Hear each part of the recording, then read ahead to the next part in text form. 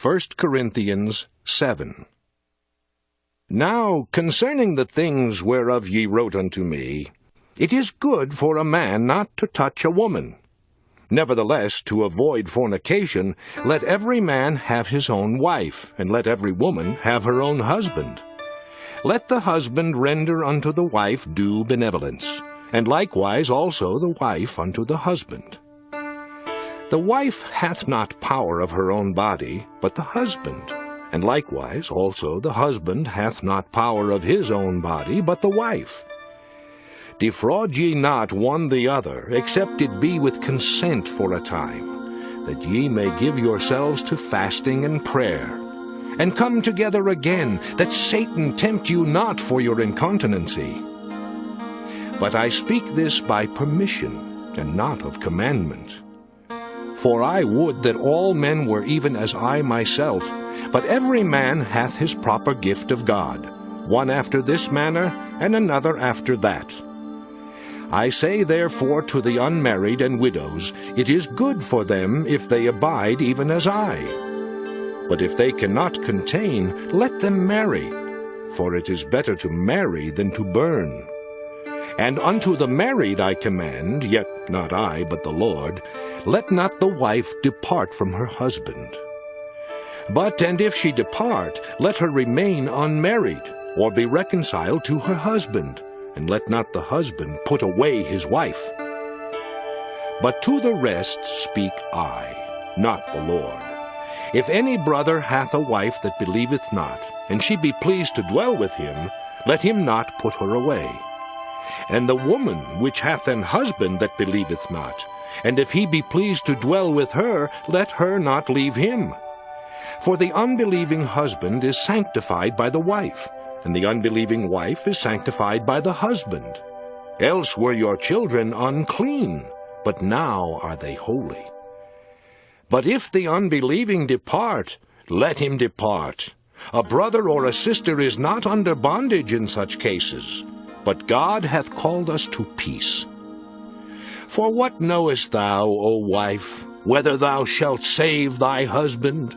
Or how knowest thou, O man, whether thou shalt save thy wife?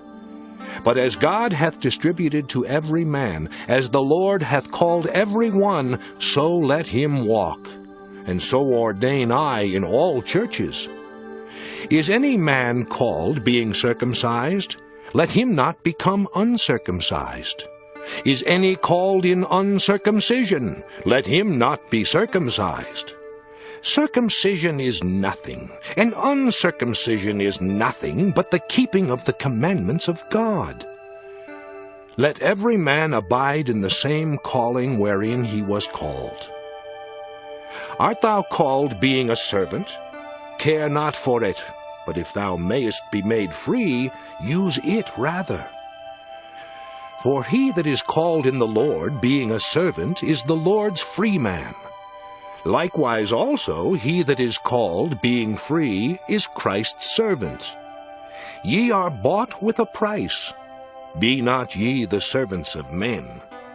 Brethren, let every man wherein he is called, therein abide with God. Now concerning virgins I have no commandment of the Lord. Yet I give my judgment as one that hath obtained mercy of the Lord to be faithful. I suppose, therefore, that this is good for the present distress.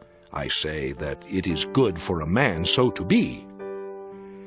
Art thou bound unto a wife? Seek not to be loosed.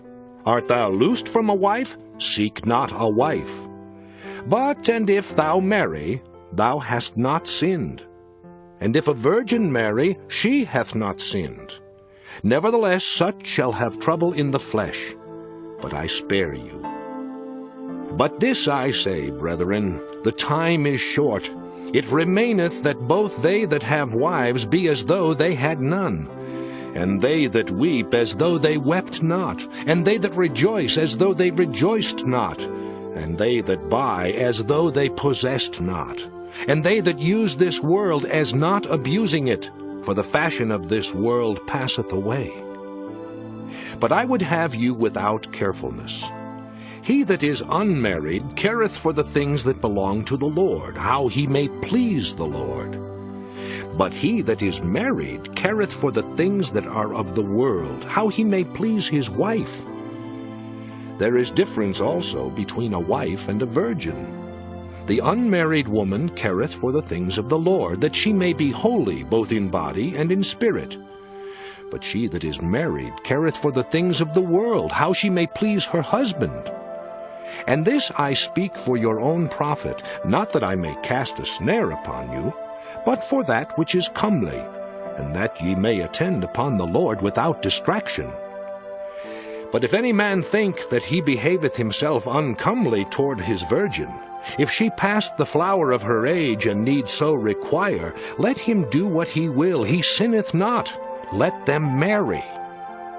Nevertheless, he that standeth steadfast in his heart, having no necessity, but hath power over his own will, and hath so decreed in his heart that he will keep his virgin, doeth well. So then he that giveth her in marriage doeth well, but he that giveth her not in marriage doeth better. The wife is bound by the law as long as her husband liveth. But if her husband be dead, she is at liberty to be married to whom she will, only in the Lord. But she is happier if she so abide after my judgment. And I think also that I have the Spirit of God. Thank you for listening, and if you like this, please subscribe and consider liking my Facebook page and joining my group Jesus Answers Prayer.